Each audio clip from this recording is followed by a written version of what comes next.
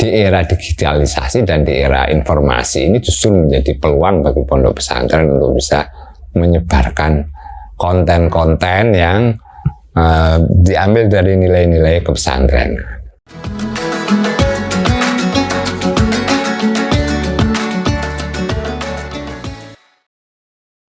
Assalamualaikum warahmatullahi wabarakatuh.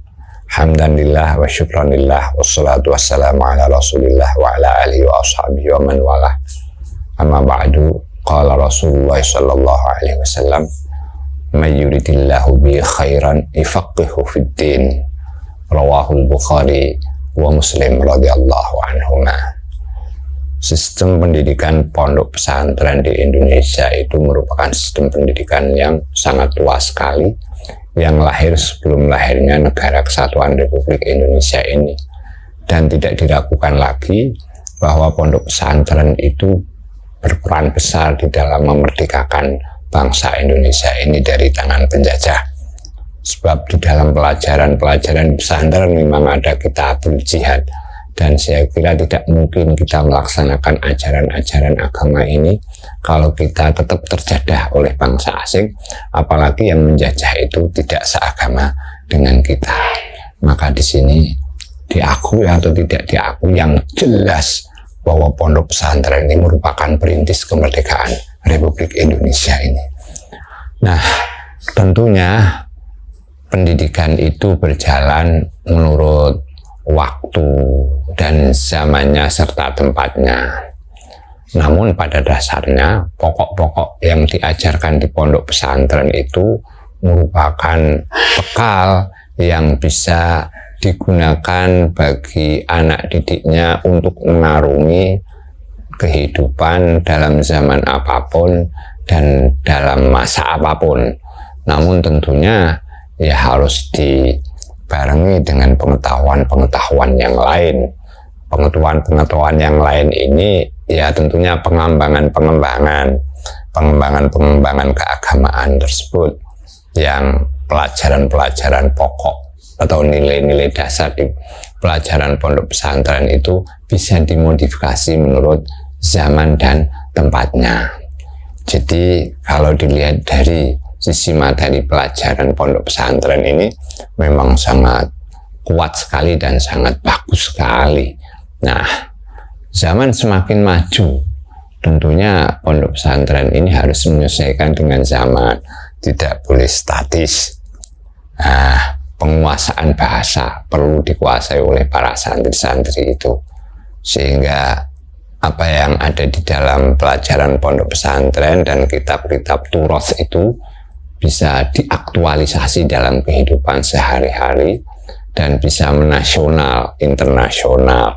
Sebab piranti untuk dakwah itu salah satunya juga bahasa.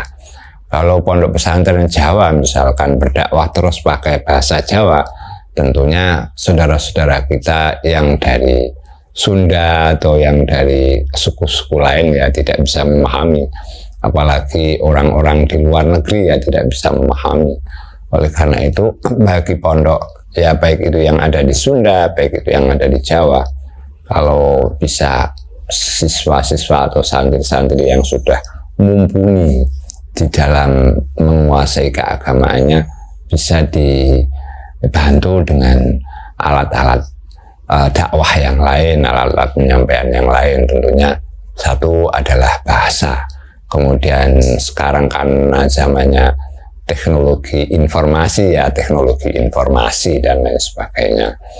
Nah, bukan merupakan kelemahan ya, tapi merupakan kekurangan yang belum dipenuhi zaman-zaman dahulu, yang saat sekarang dengan tuntunan zaman itu harus dipenuhi, demikian saja.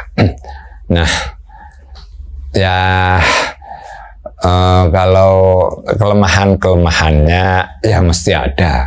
Wong yang namanya manusia itu tidak ada yang sempurna kecuali Kanjeng Nabi Muhammad Shallallahu Alaihi Wasallam tentunya.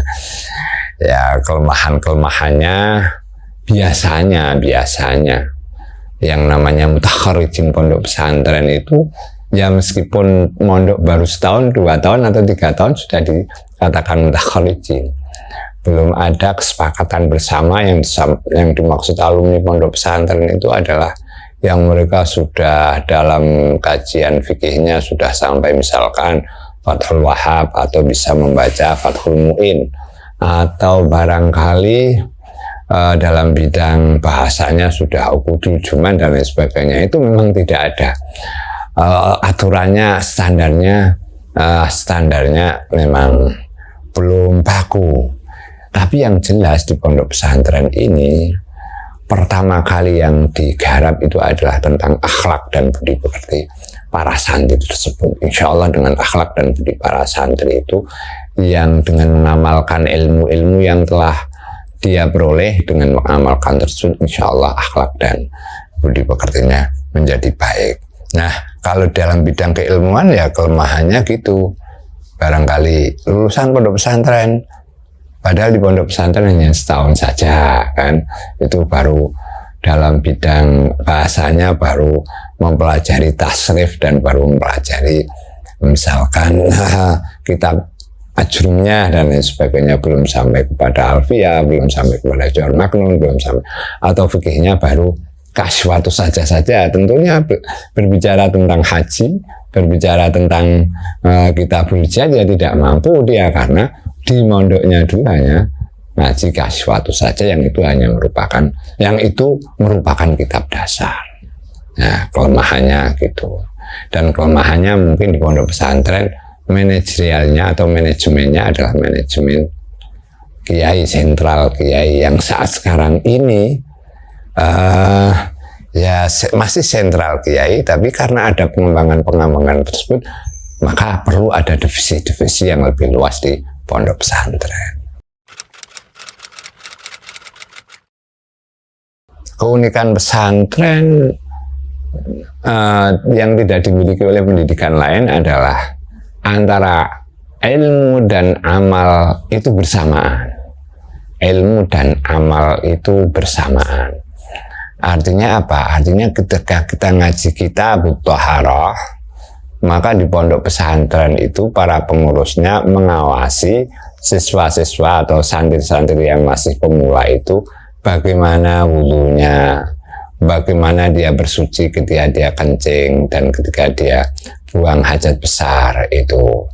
Kemudian tentang sholat juga demikian.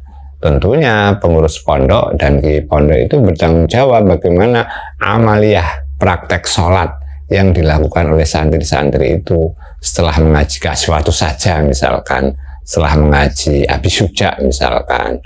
Nah, itu tidak bisa dipisahkan antara ilmu dan amal, dan bahkan ilmu bahasa pun bersamaan dengan amaliyahnya, sebagaimana mujibatul husli, perkara yang wajib yang mewajibkan mandi, maka misalkan dia tahu tentang iltiqaul khitana ini, dia tahu tentang khitana ini, bahasa khitana ini ketika dia mengaji kitab fikih tersebut, jadi bersamaan.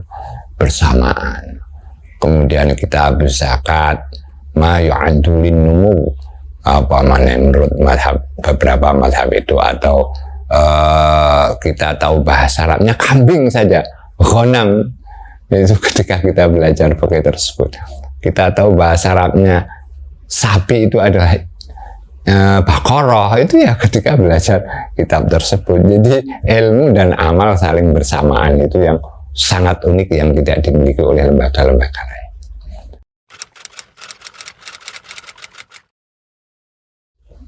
Tantangan pesantren di era digitalisasi ini, ya satu tantangan itu berasal dari kualitas dan keteguhan santri tersebut. Di era digital ini misalkan kita pelajaran dengan daring dengan komputer, maka biasanya yang saya amati di pondok-pondok pesantren itu, atau anak-anak yang belajar daring itu belajarnya 1 jam, tapi lihatnya internet atau yang di luar pelajaran itu bisa 3 jam, 4 jam kan gitu. Itu tantangan dari sendirinya. Namun pada dasarnya tidak begitu berat untuk mendigitalisasi atau apa itu istilahnya, memodernkan cara pembelajaran. Cara pembelajaran, media pembelajaran itu tidak berat. Jadi apa sih, kita sudah punya misalkan maktabah syamilah, jadi untuk mencari topik-topik itu malah lebih mudah, dan bahkan ini merupakan suatu peluang dari pondok pesantren. Kalau dulu kita harus beli misalkan kitab majmu' umpamanya yang harganya sampai 2 juta 3 juta itu, tapi saat sekarang ini kita PDF ya, PDF sudah mudah didapat dan bahkan bisa dibaca melalui gadget masing-masing. Itu mempermudah. Tapi kadang-kadang dari kemudahan itu santri-santri akan menjadi teledor, itu kan masalahnya kan demikian. Jadi tantangannya tidak begitu berat kalau kita mau bahkan di era digitalisasi dan di era informasi ini justru menjadi peluang bagi pondok pesantren untuk bisa menyebarkan konten-konten yang diambil dari nilai-nilai kepesantren dan dari ilmu-ilmu pesantren.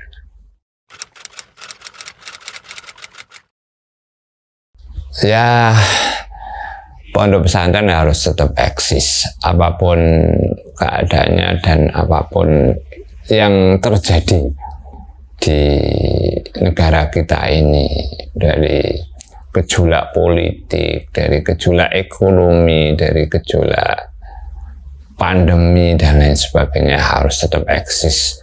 Belajar itu yang penting. Kemudian belajar harus dari guru yang kapabel, yang memiliki sanad keilmuan yang jelas. Jangan sampai kita belajar dari kitab-kitab atau buku-buku yang sifatnya tambahan itu, tapi melupakan pelajaran-pelajaran pokok di pondok pesantren. Dan tentunya apa itu, tahap demi tahap harus dilalui, jangan dicampur aduk. Kalau tahapnya baru tahap ibtidaiyah, ya jangan membaca-baca yang umpamanya ilmu filsafat dan lain sebagainya, ya jangan, ya kuasai betul apa yang di tingkatannya tersebut. Kemudian nanti setelah aliyah baru monggo, dia sudah punya syarat-syarat, insya Allah kita tidak ragu lagi, tidak akan apa itu tersesat di dalam mempelajari pengetahuan-pengetahuan baru yang barangkali memerlukan saringan pemikiran dan keabsahannya. Kemudian jangan sampai hedonisme di pondok pesantren ini berkembang terus, ya harus tetap bersahaja, sederhana. Kemudian ya tentunya yang tidak boleh dilupakan adalah akhlak sopan santun dalam proses belajar mengajar dengan gurunya, dengan kiainya, dan dengan masyarakat, dengan orang tua terutama.